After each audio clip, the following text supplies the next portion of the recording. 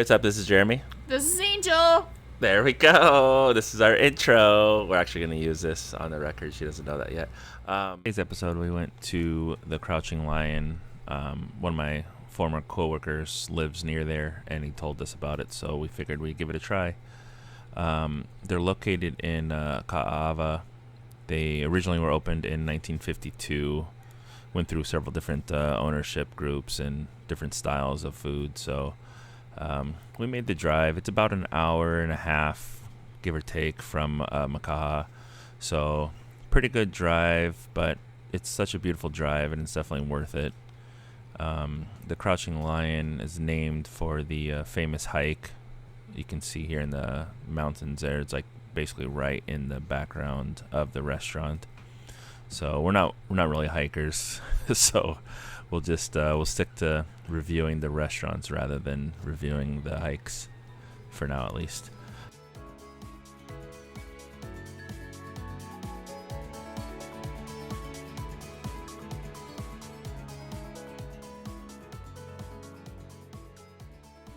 It was kind of a big deal with this restaurant opening. It was a very popular restaurant in the 50s is when it was open, but it's the only restaurant on that side of the island. So, a lot of times people are either sightseeing or visiting that side, and it's really the only place you can eat.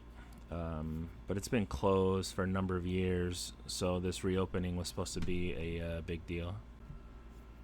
Such a different drive on the east side of the island versus the west side. We love the west side of the island, but the east side is nice and cool. Really pretty views. Kulo Ranch, obviously, is what we're looking at right now.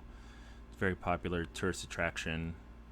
My wife and I actually have never been there, so maybe in a future episode we'll go there.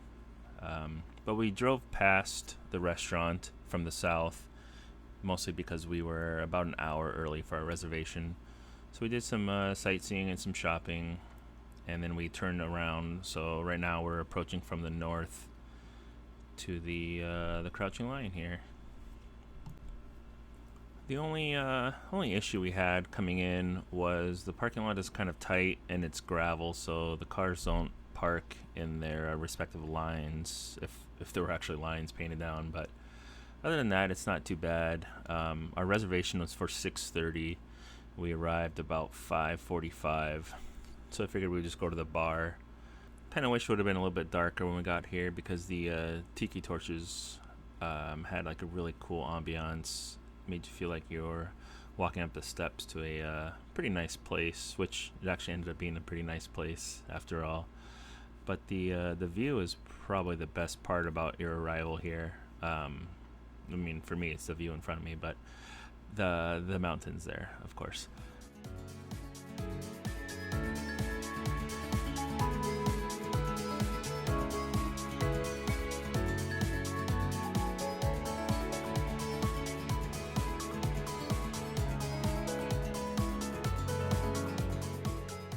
One of the main features of this restaurant is the robata, or robataki in Japanese. It's basically a style of grilling outdoors, so not too dissimilar from any other type of grilling. It's pretty neat to be able to see the all the food being grilled there in front of you. The chefs are very welcoming, so you can stand there and film or take pictures, whatever, talk story with the guys. So that part of it was very nice.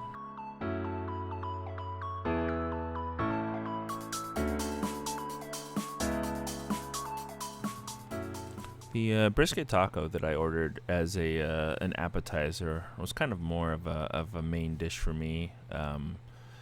These portion sizes were pretty massive. It was a very well balanced taco. The shells were about a medium sized flour tortilla, so that gives you some perspective of how big it is. The seeds from the peppers did deliver a bit of heat, so some of your bites were way more spicy than others, which I don't mind spice. And the sauce had a nice sweet hit to it, so it definitely brought it all together. For my other dish, I ordered kalbi, which is a very popular dish in Hawaii. It's a short rib, and a lot of times when you order kalbi, they will either over marinate it or it's too teriyaki or shoyu forward. So it's like very strong, and because it's over marinated, the meat tends to be a little too tender. But this was very good texture, very good sear. The marinade penetrated nicely, and it wasn't overly powerful. So it was just a nice, clean bite of ribs, and it tasted like you're eating short ribs rather than kind of like a terry beef style.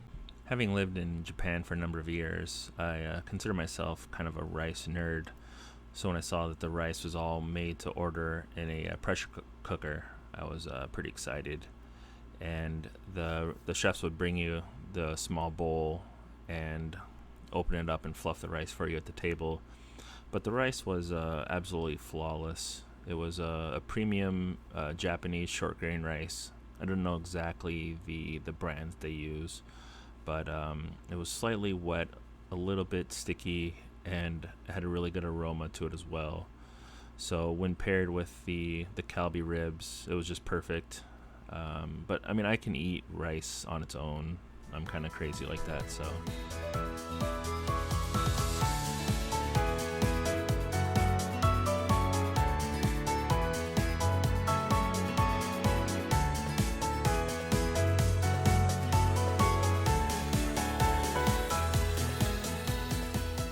So I ordered the Mai Tai, coming in at $18. So it is a little bit spendy for a drink, but you kind of expect that at out-of-the-way restaurants. It was very, very rum heavy, very strong drink, but the lilikoi foam on top was delicious, and it was very enjoyable for the entire meal. I only needed one. For my main dish, I ordered the Crouch and Line pasta. It was absolutely delicious. It had shrimp, scallops, and lobster. The scallops were probably the best I've ever had. The shrimp was juicy and cooked to perfection, and the lobster had some of the best flavor that I've had in lobster in any of our recent visits anywhere. The sauce was very rich, and it had a little hint of spice to it. Overall, I'd give the dish an 8 out of 10. It was great. The tomatoes in the dish, too, were very vibrant and definitely pulled everything together.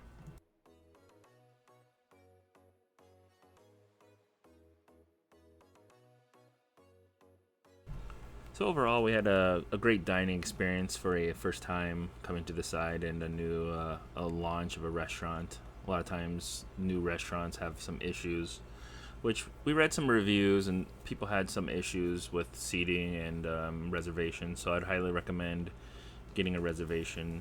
But I think we had a great time overall. Yeah, we had a wonderful time. And I like that they're kind of keeping with the traditional values that the original restaurant had, and they're bringing those back even under the new ownership. Yeah, I'm not sure what some of the stuff on the menu was like Japanese and Korean. Not a whole lot for like local Hawaiian kind food, but overall it was very appealing to most palates that would come around this side. So we definitely are looking forward to trying this again. And if you stay tuned at the end, we have our full overall rating, but it's a little surprise on our way home here. So as we were driving home, we were passing Kulo Ranch.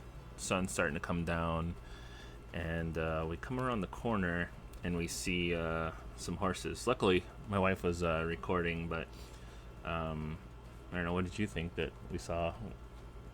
Well, I could see the horses as we were coming around the corner, and I got super excited because, I love horses. You call them horses or horsies? Horsies. Okay, well, I think the Webster's definition is horses for them. I tried to Google horsies. It didn't come up. But, yeah, we did. We were pulling up here, and there was a lot of cars on the side of the road, which is what I saw because I was driving and I was paying attention to cars. But well, and I wanted to get that beautiful mountain view in the background too. Whenever we're over on that side of the island, the mountains, with as green as they are just gorgeous, and then you get this beautiful image of all these horses standing in front of the mountain. Yeah, and we got to feed them some grass, and I think it might be a way for the ranch owners to actually help tend to their lawns outside, because there's a whole bunch of people pulling grass and feeding these horses. And surprisingly, they were all pretty open to walking up and eating from our hand.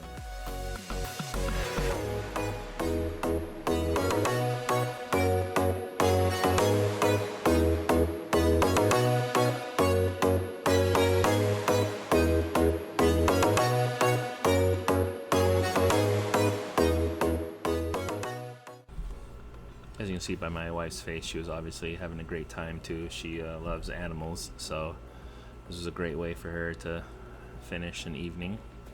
Yeah, and for me, I didn't order dessert after the meal because I was stuffed, but this was kind of the dessert on top of it. Horse?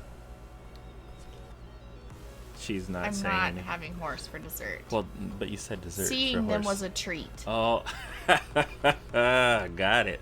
All right, so normally I'm the one who makes those jokes, so this time I will let that slide. We're coming here through the H Street Tunnel on our way back from one side of the island to the other. It's about an hour and a half drive from the restaurant all the way over to our house in Makaha. Maybe a little bit longer if there's traffic, but so whether you live on Oahu or you're visiting, we definitely recommend going to the Crouching Lion. It's a little bit of a drive. If you're visiting, it's definitely worth the drive. If you live on the other side of the island, the west or the central, it's still worth it for a weekend, but you definitely need to make plans around it. It's a great location for any kind of date night or a coworker get together for lunch or dinner or any special occasion. So for our rating for seating and ambiance, we gave it a 9 out of 10. The patio area was very nice. Weather was perfect for it. If it's raining and windy, you maybe want to sit inside, but didn't seem very packed or anything. No, and I loved the open air ambiance, and I usually bring a light jacket with me anyways, but I would definitely recommend bringing a light jacket if you're going for the evening in case it cools off. But the view is spectacular. Yeah, if you're a cold body, then definitely wear a jacket. For the drinks, which will keep you warm, we gave it a 7 out of 10. I just got soju, which I love soju, and it was great, but I can't really judge a pre-bottled drink. And the Mai Tai, the Crouching Lion Mai Tai, was delicious and very strong, but $18 is a little bit steep for a drink. The other one I had wanted to try was the Kahuku Mudslide, but that's also $18. So maybe on our next trip I'll try that one. Yeah, and usually you don't drink more than one, so... appetizers, we gave it 8.5. Technically, the appetizer was just the brisket tacos for us. We both really liked them. The meat probably could have been a little bit better. You could have replaced it with pork or anything else, and it would have been about the same. But every other part of the taco was wonderful. So overall, definitely high marks. Not flawless, but definitely high marks. For the sides, 10 out of 10. I mean, it's just rice, but for those who know, rice is not rice. So if you think rice is rice, then you probably don't need to order it, or just order it and complain about how small of a portion it is for $8. But if you like rice or enjoy rice, I would highly recommend getting at least one, if not two orders of the homemade pressure cooked rice. For the mains, we gave it 10 out of 10. My wife, she loved her meal. Yeah, it was fantastic. I got super full before I could even finish it, but like I said, just the different aspects of the pasta all put together made for an amazing dish. So the big reveal for our overall grade of the Crouching Lion in Ka'ava is 9 out of 10. There wasn't really much to fault the restaurant on. The wait staff was great. The location was great. Yeah, our server, he was wonderful, very attentive, very polite young man. Did a wonderful job. The cooks that were on the robata were very friendly, and at one point he even came and checked on me because I had gotten so full I couldn't finish most of my main dish, and so he came over just to make sure that everything was okay and that it had been cooked right and to see if anything needed to be done differently, and I really appreciated that.